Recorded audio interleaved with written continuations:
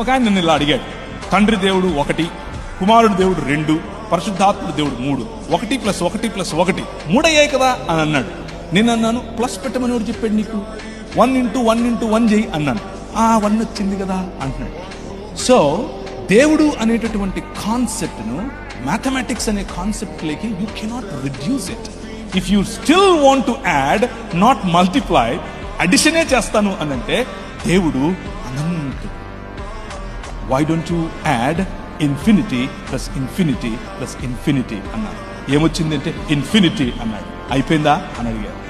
Our God, He reveals Himself in 3 persons, but He is one God.